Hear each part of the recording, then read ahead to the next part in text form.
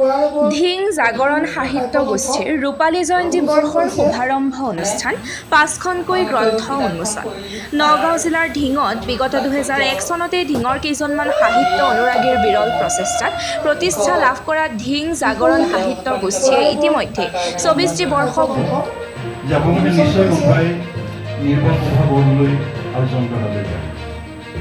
এনেকুৱা যদি যে জয়ন্ত হাজৰিকাই নিজে সুৰ কল্পনা কৰে হেৰুৱাই অসমীয়া জাতীয় সত্তাত বিলীন হৈ যোৱাৰ যিটো মানসিকতা, সেই মানসিকতাত আমি স্বাগতম জনাইছোঁ, অভিনন্দন জনাইছোঁ। আৰু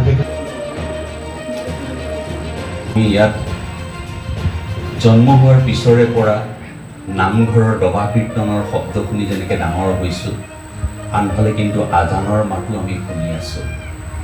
গতিকে আমি সকলোৱে বন্ধুভাৱে ভাতৃভাৱে পাৰস্পৰিক সম্পৰ্কৰ মাজেদি আমি জীৱন যাপন কৰিব লাগিব। সেইকাৰণে মই কেতিয়াবা আমাৰ মুছলিম বন্ধুসকলক কেতিয়াবা কওঁ, সিহঁতে কয় এই তহঁতে অসমীয়াবোৰ এনেকুৱা তহঁত তেনেকুৱা। মই কেতিয়াবা সোধোঁ যে আপুনি অসমীয়া নহয় নেকি? আপোনাৰ ধৰ্ম ইছলাম ধৰ্ম, মই হিন্দু ধৰ্ম, কিন্তু আপুনিও অসমত আছে। আপুনি অসমক ভাল পায় নে নেপায়? অসমক জন্মভূমি বুলি গ্ৰহণ কৰে নে নকৰে? অসমীয়া ভাষা সাহিত্যৰ প্ৰতি আপোনাৰ শ্ৰদ্ধা আছে নে নাই? নাই নাই, এইটো কিয় নাথাকিব? এইটোতো আমাৰ ১০০% আছে। অসম আমাৰ জন্মভূমি। আজি জাগৰণ সাহিত্য গোষ্ঠীৰ যি অনুষ্ঠান, ৫খনকৈ ইয়াতে গ্ৰন্থ আজি উন্মোচন কৰা হৈছে। এই ক্ষেত্ৰত কি ক'ব জাগৰণ সাহিত্য গোষ্ঠীৰ? ২০০১ চনত আজিৰ দিনটোতে জাগৰণ সাহিত্য গোষ্ঠী প্ৰতিষ্ঠা হৈছিল। আজি আচলতে ৰূপালী জয়ন্তী প্ৰাৰম্ভিক বৰ্ষ। এই প্ৰাৰম্ভিক বৰ্ষটোত আমি ৫খনকৈ গ্ৰন্থ উন্মোচন কৰিব পাৰে যথেষ্ট আনন্দিত হৈছোঁ, সুখী অনুভৱ কৰিছোঁ। জাগৰণ সাহিত্য গোষ্ঠীৰ যিটো লক্ষ্য আৰু উদ্দেশ্য আছিল যে ধিঙত এটা সাহিত্য জাগৰণ সৃষ্টি কৰা, এই ক্ষেত্ৰত সঁচাকৈ চাগৈ জাগৰণ সৃষ্টি কৰিব পাৰিছে। কিন্তু আজি আৰম্ভ হৈছে ৫খনকৈ ইয়াতে কাব্যগ্ৰন্থ উন্মোচন হ'ল। কি ক'ব এই ভৱিষ্যত দিনত জাগৰণ সাহিত্য গোষ্ঠী ধিঙে আৰু কেনেধৰণৰ পদক্ষেপ গ্ৰহণ কৰিব? নমস্কাৰ।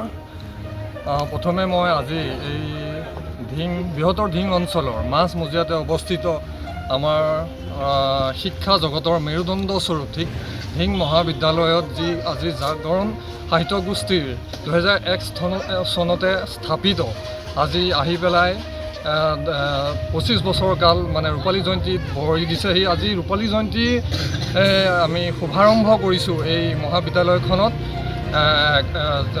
কনফাৰেন্স হলত ধিং মহাবিদ্যালয়ৰ। তাতে আমাৰ অসম সাহিত্য সভাৰ উপসভাপতি শ্ৰীযুত পদুম ৰাজখোৱাদেৱ উপস্থিত আছিলে এই সভাত। আৰু অনুভৱ মানে ছপা আকাৰত নিজৰ এটা সৃষ্টি যেতিয়া প্ৰকাশ পাব, তাৰ সমান যে আনন্দ, সৃষ্টিৰ যিটো আনন্দ, সেই আনন্দটো মানে মই কি ক'ম, এইটো সকলোৱে বুজে। সেই ঠিক তেনে প্ৰচেষ্টা অৱতাৰ ৰখা পৰিলক্ষিত হৈছে। এই ক্ষেত্ৰত অসম সাহিত্য সভাৰ ফালৰ পৰা কি? আচলতে অসমীয়া ভাষাই ধ্ৰুপদী ভাষাৰ মৰ্যাদা লাভ কৰিলে। ধ্ৰুপদী ভাষাৰ মৰ্যাদা লাভ মানে অসমীয়া ভাষাটোৰ সংৰক্ষণ নুবুজায় বা অসমীয়া ভাষাটো জীয়াই থকাটো নুবুজায়। আজি পালি ভাষাই ধ্ৰুপদী ভাষাৰ মৰ্যাদা লাভ কৰিছে, কিন্তু পালি কোনো অঞ্চলৰ কথিত ভাষা নহয়। পালি সম্পূৰ্ণৰূপে বৌদ্ধ সাহিত্যৰ ভাষা। প্ৰাকৃত ভাষাই ধ্ৰুপদী ভাষাৰ মৰ্যাদা লাভ কৰিছে।